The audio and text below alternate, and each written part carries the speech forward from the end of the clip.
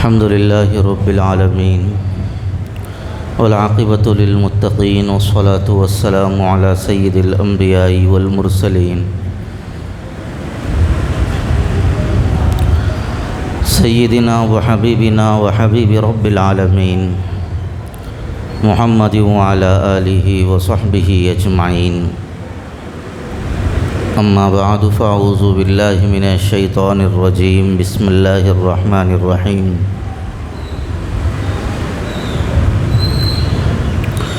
يا أيها الذين آمنوا ادخلوا في السلم كافة ولا تتبعوا خطوات الشيطان إنه لكم عدو مبين. صدق الله العظيم. وقال رسول الله صلى الله عليه وسلم لا يؤمن أحدكم حتى يكون هواه تبعا لما جئت به أو كما قال عليه الصلاة والسلام. قابل قدر معزز بھائیوں، بزرگوں، نوجوان ساتھیوں، اللہ تبارک و تعالیٰ نے ہم لوگوں کو ایک بہترین راستہ دین اسلام کی شکل میں عطا فرمایا ہے، اور دنیا کے تمام راستوں میں، طریقوں میں سب سے بہترین طریقہ اسلام کا طریقہ ہے. جو اس طریقے کے مطابق زندگی گزارتا ہے، دنیا میں بھی اس کو چین، سکون اور اطمینان نصیب ہوتا ہے، اور جو اس طریقے پر زندگی نہیں گزارتا اس کو نہ چین حاصل ہوتا ہے، نہ سکون نصیب ہوتا ہے، اور نہ وہ اپنے آپ کو مطمئن رکھ سکتا ہے. اس لیے کہ یہ جو راستہ ہے دین کا، یہ وہ راستہ ہے جس کو اللہ نے پسند کیا ہے. اور ظاہر سی بات ہے، جب اللہ نے پسند کر لیا تو اس کے اندر ساری اچھائیوں کا ہونا ضروری ہے. اللہ نے پسند فرمایا، رسول اللہ صلی اللہ علیہ وسلم نے بتلایا، کر کے دکھلایا، اس پہ خود چل کے امت کو سمجھایا، صحابہ کو طریقے پر ڈال کر سمجھایا. حضور اکرم صلی اللہ علیہ وسلم نے صحابہ کے اوپر جو سب سے بڑی محنت فرمائی، وہ یہ محنت فرمائی کہ اپنے دل کے اندر رب کی مرضیات کو داخل کر لو. ہر حال میں وہ کام کرو جس سے تمہارا رب خوش ہوتا ہے، اور ان چیزوں سے بچو جن سے اللہ ناراض ہوتا ہے. صحابہ کرام رضوان اللہ علیہم اجمعین نے اس بات کو سنا، قبول کیا، اور ہر معاملے میں اسی بات پر آمادہ رہے کہ مجھے کیا پسند ہے، کیا پسند نہیں ہے، میری مرضی کیا ہے، میری مرضی کیا نہیں ہے، بس رب کی مرضی کیا ہے، رسول اللہ صلی اللہ علیہ وسلم کا منشا کیا ہے. ان کے نظروں میں یہی بات تھی. پھر نتیجہ کیا ہوا؟ علامہ اقبال نے کہا نا، جو خود نہ تھے راہ پر اوروں کے ہادی بن گئے. جو خود نہ تھے راہ پر اوروں کے ہادی بن گئے، کیا نظر تھی جس نے مردوں کو مسیحا کر دیا. سرکار کی نظر کرم پڑی، زندگیاں تبدیل ہو گئی. لڑنے والے لڑائی کو مٹانے والے بن گئے، دشمنیاں کرنے والے محبتیں بانٹنے والے بن گئے، قتل کرنے والے جانوں کی حفاظت کرنے والے بن گئے، رشتہ داریوں کو ٹھکرانے والے رشتہ داریوں کا پاس و لحاظ رکھنے والے بن گئے، بچیوں کو زندہ دفن کرنے والے بچیوں کی حفاظت کے لیے ٹھہرنے والے بن گئے. یہ سب تربیت تھی نبی کریم صلی اللہ علیہ وسلم کی ذات اقدس کی، اور نگاہ فیض اور اس کا اثر تھا جو نبی کریم صلی اللہ علیہ وسلم نے ان کے اوپر ڈالا تھا، اور یہ دین کی شکل میں حضور نے ان کو دیا تھا. میرے بھائیوں، دین بہت قیمتی چیز ہے.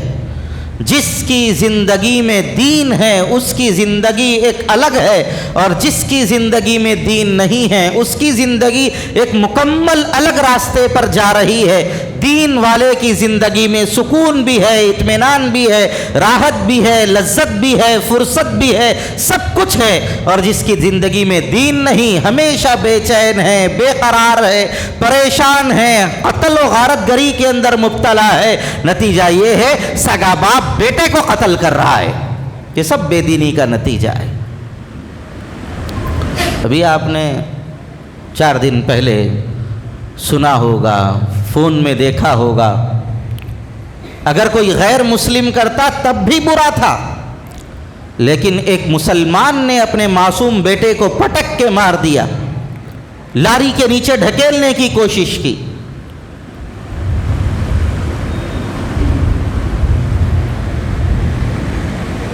نتیجہ یہ بتایا جا رہا ہے کہ شراب پی کر اس نے یہ کیا۔ شراب کی جانب لے جانے والی چیز کیا تھی؟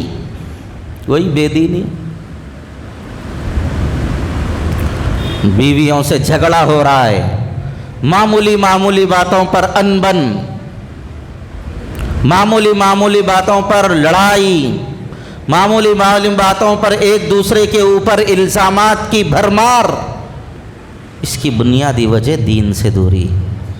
اگر دین زندگی میں ہوتا تو دین اس کو یہ سمجھاتا کہ کس حد تک تم کو برداشت کرنا ہے، کن کن چیزوں کو نظر انداز کرنا ہے، اور کن چیزوں پر تم کو ایکشن لینا ہے، کن چیزوں پر تنبیہ کرنا ہے، کہاں محبت سے کام لینا ہے، کہاں تھوڑی سختی کرنی ہے۔ یہ سب دین کے راستے پر آنے کے بعد پتہ چلتا۔ لیکن یہ سمجھ لیتے ہیں کہ میں تھوڑا کمانے لگ گیا، 4 پیسے میرے جیب میں آ گئے، اس کے بعد میں میری بیوی کو پال سکتا ہوں، سنبھال سکتا ہوں۔ بعض لوگ تو اتنی جرأت اور ڈھٹائی کے ساتھ بولتے ہیں جیب میں پیسہ رہا تو ہر چیز چل سکتی۔ میرے بھائی، پیسے سے آپ ہر جگہ پر چل نہیں سکتے، نہ کسی کو چلا سکتے ہیں۔ دین اگر آپ کی زندگی میں ہے، آپ بھی خود صحیح چل سکتے ہیں، دوسروں کو صحیح چلا سکتے ہیں۔ اس لیے دین کی قدر کرنا چاہیے، دینداروں کی قدر کرنا چاہیے۔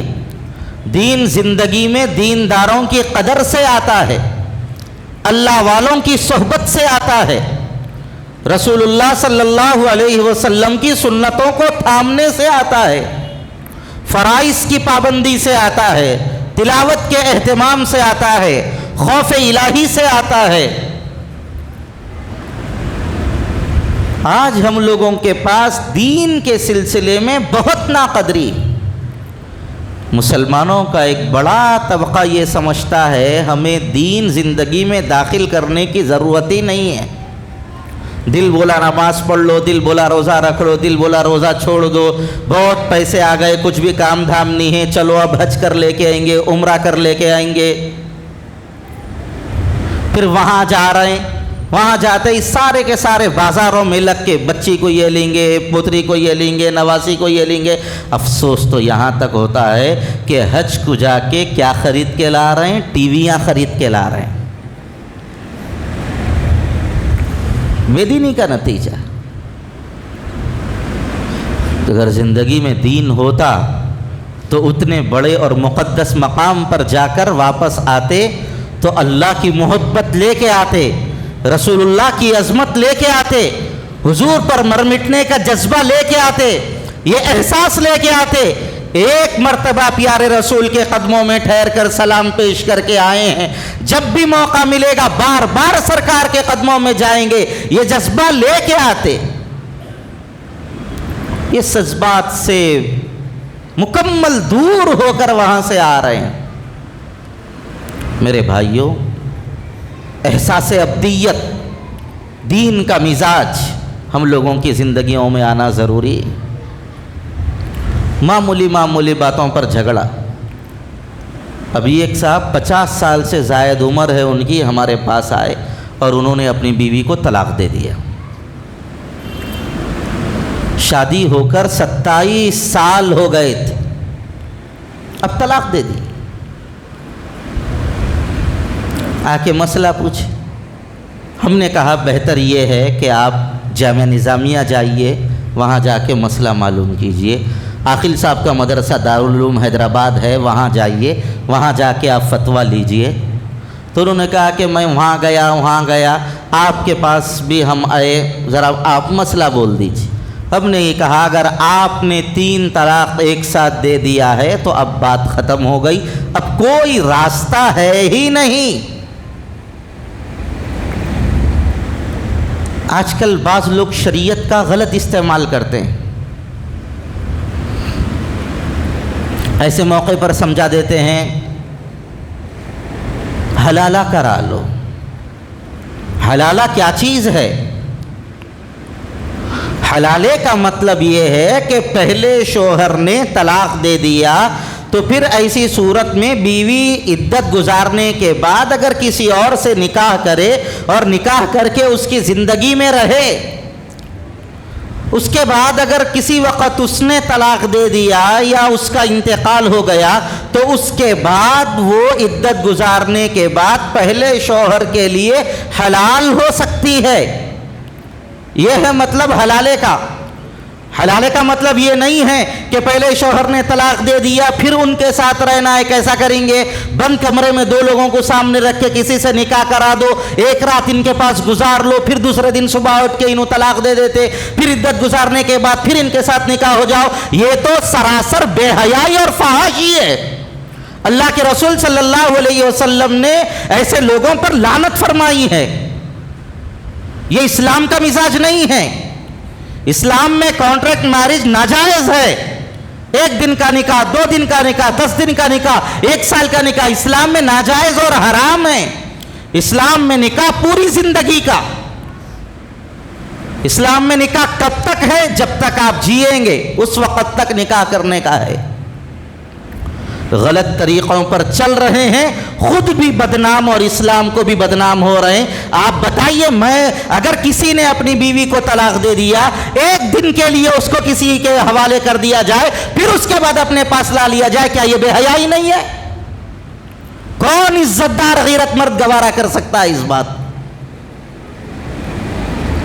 یہ واقعات بعد میں پیش آئیں گے، اس سے پہلے ہمیں کس طرح بچنا چاہیے وہ نہیں سوچتے۔ جذبات میں آ گئے، غصے میں آ گئے، دھوڑ 3 طلاق پی لیے، طلاق۔ ذرا میاں بیوی سے جھگڑا ہو گیا، طلاق۔ یہ طلاق ہے کیا؟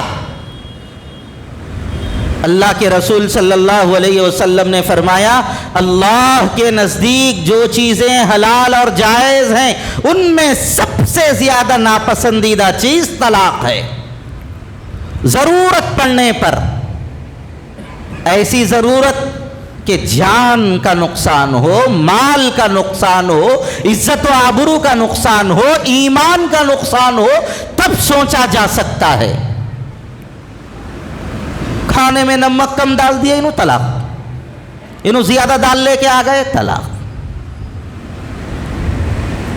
سالہ کچھ بھی بول دیا، طلاق۔ یہ کیا چیز ہے؟ اچھا طلاق دینا بھی ہے تو مسئلہ معلوم کرنا نا، معلوم ہی نہیں کرتے، علماء کی صحبت میں آتے ہی نہیں، علماء کی صحبت میں بیٹھنا پسند کرتے ہی نہیں۔ نتیجہ یہ ہوا کہ اٹھا کے 3 طلاق دے دی، اب پورے کے لیے بیگم ہاتھ سے نکل گئے، اب مرد ہو کے رو رہے ہیں، اب میری 27 سالہ زندگی کیا ہوں گی مول صاحب؟ ایسا کہا۔ ارے میں بولا تو مرد ہے کہ طلاق دینے آیا، مرد ہو کے رو رہے کیسا؟ جب تو میں مرد ہوں بول کے طلاق دیے نا، اب مرد ہو کے رو رہے کیسا؟ ہم نے ان سے کہا کہ اللہ نے آپ کو سنبھلنے کا موقع دیا ہے، اب آپ شراب چھوڑیے، جو بری عادتیں چھوڑیے، فوراً آپ مضبوط ارادے کے ساتھ تھوڑا وقت جماعت میں لگا لو، جماعت میں جا کے آ جاؤ، شراب وراب سب چھٹ جاتی، اس کے بعد کسی عورت سے نکاح کرو، اس کو عزت دو، عزت کے ساتھ زندگی گزارو۔ یہ ایک راستہ ہے آپ کے لیے۔ اور بعض لوگ تو ایسے بھی ہیں بیویوں کو طلاق دے رہی پھر اسی کے ساتھ رہ رہے۔ ہمارے حضرت مولانا عاقل صاحب رحمۃ اللہ علیہ ایک واقعہ سناتے تھے۔ ایک صاحب رکشہ چلاتے تھے، رکشہ چلائے، رات میں آتے آتے پی لے کے آ گئے، آ کے رہی بیوی کو طلاق، کھانا اچھا نہ پکائی تیرے کو طلاق، روز طلاق دے رہے ہیں۔ تو ایک دو صاحبین نے دیکھا اور یہ کہا یہ کیا معاملہ ہے بھائی، روز انہیں طلاق دے رہا ہے پھر یہ دونوں روز رہ رہے ہیں۔ تو اس خاتون سے جا کر یہ کہا کہ آپ کے شوہر نے آپ کو طلاق دے دیا ہے، آپ ان کے ساتھ کیسا رہ رہے ہیں، آپ کے لیے رہنا جائز نہیں ہے۔ انہوں پہلی بار بول رہے کیا، کتنے کی سالوں سے بول رہے اور انہوں طلاق دیے تو میں لے رہی ہوں کیا، میں لیچ نہیں طلاق، تو انہوں دینے سے کیا ہوتا۔ ہمارے حضرت مولانا عاقل صاحب بولتے تھے کوئی خنجر لا کے تمہارے پیٹ میں گھونپ دے اور آپ یہ کہیں انہیں بھوکا تو میں بھکا لی، کیا بولے تو ہوتا کیا، کھج جاتا خود بخود انہیں۔ تو ایسے ہی طلاق ایسی چیز ہے دیتے ہی خود بخود واقع ہو جاتی، نشے کی حالت میں دو، غصے کی حالت میں دو، میرے کو کچھ بھی سمجھ میں نہیں آیا، ڈپریشن میں جا کے چلے گیا، اس کی وجہ سے طلاق دے دیا، کسی بھی حالت میں آپ طلاق دو طلاق واقع ہو جائے گی۔ بس آپ کو اتنا معلوم ہے کہ آپ کس کو طلاق دے رہے ہیں، اتنا معلوم ہے تو بس طلاق واقع ہو جائے گی۔ میرے بھائیوں، دین سیکھیے، دین سمجھیے۔ دین زندگی میں نہ ہونے کا ایک نتیجہ یہ بھی ہے، لوگوں سے قرض لے رہے ہیں، قرض لینے کے بعد وقت پر جب وہ اپنا قرض مانگنے کے لیے اس کے پاس گیا، صاف جملے، بلکہ سکلی ہے یہ جملے، دوسروں کے دیے نہیں تمہارے دیتے نہیں، آئے خود دیں گے ٹھہرو۔ یہ مزاج کہاں سے آیا؟ بے دینی کی وجہ سے، یہ بے دینی کا نتیجہ ہے۔ رسم کے بعد لڑکا لڑکی بات کر رہی ہیں، اماں دیکھ کے بھی کچھ بھی نہیں بول رہے، اب یہ بول رہے ہیں اب اس سے شادی ہو رہی، نہ اس کی جان دو رہن دو۔ یہ مزاج کہاں سے پیدا ہوا؟ بے دینی کا نتیجہ ہے۔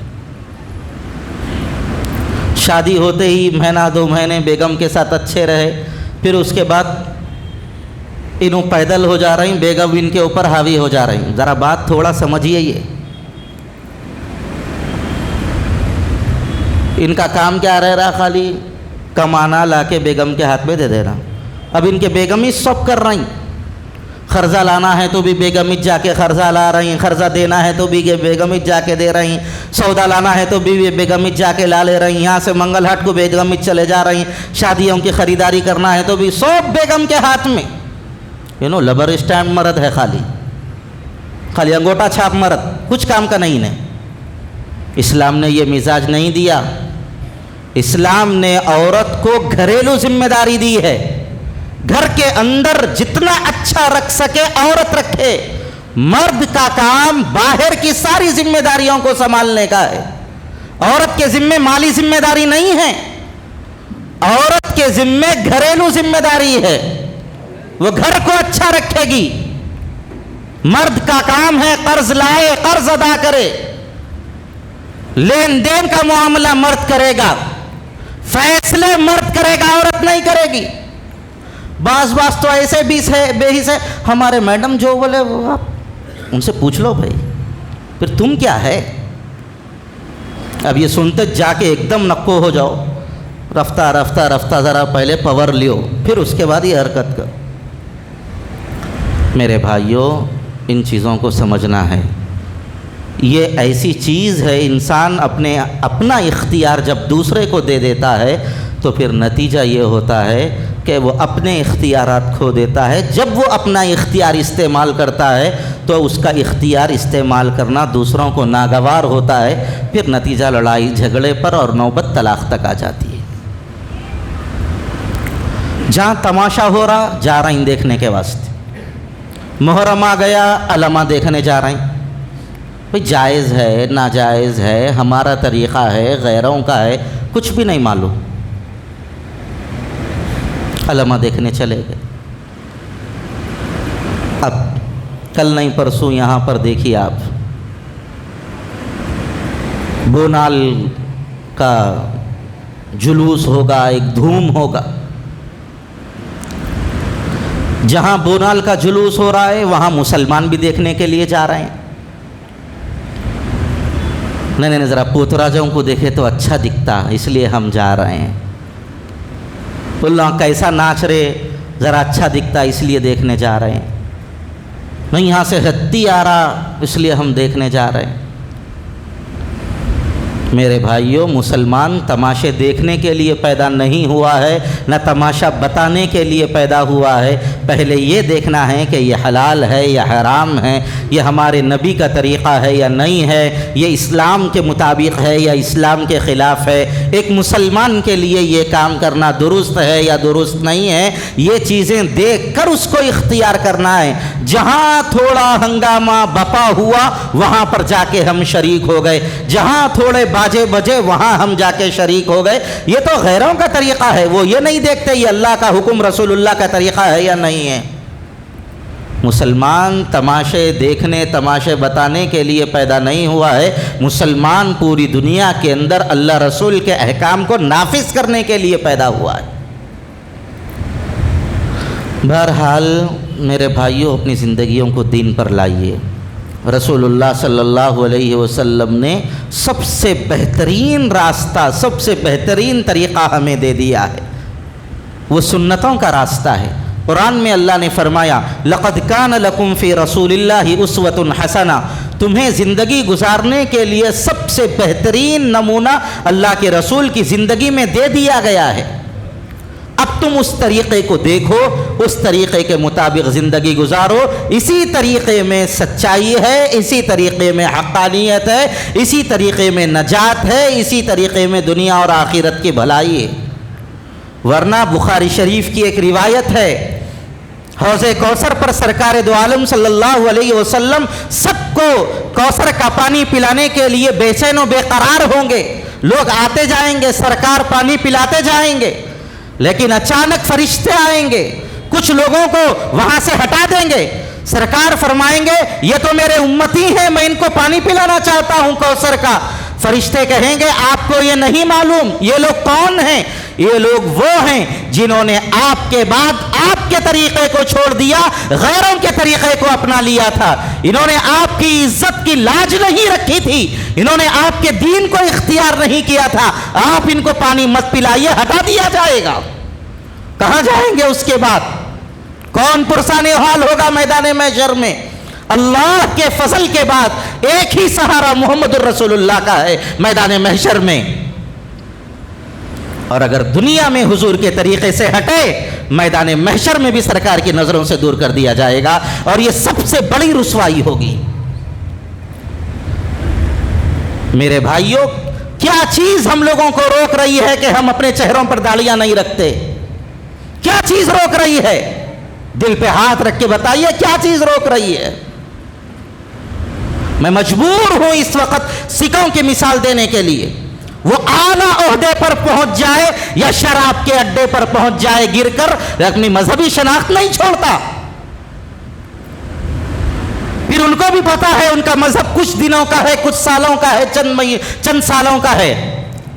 हम लोगों को तो यह एहसास है यही रास्ता हक है, यह हमारे प्यारे रसूल का तरीक़ा है, इसी पर नजात है। फिर हमें क्या हो गया? कौन सी चीज हमें रोक रही है? क्या हमारी दुनिया की वजाहत, क्या दुनिया की ताकत, क्या ये मालो दौलत, क्या ये फना होने वाली हमारी अना और इज्जत, क्या ये नोटों के गलने और सड़ने और जलने वाले नोट, क्या चीज हमें रोक रहे हैं सरकार के तरीके पर आने के लिए? मेरे भाइयों, याद रख लीजिए, बार बार अपने जहन को समझा लीजिए, एक ही तरीका कामयाबी का है और वो तरीका मोहम्मद रसूलुल्लाह का है। इसी में नजात है, दुनिया की भी आखिरत की भी। इस तरीके से हटेंगे, जिल्लत, रुसवाई, खुसरान और अफसोस के सिवा कुछ भी नहीं, दुनिया में भी और आखिरत में भी। अल्लाह हम लोगों को सही इल्म व अमल की अपने करम से तौफीक अता फरमाए।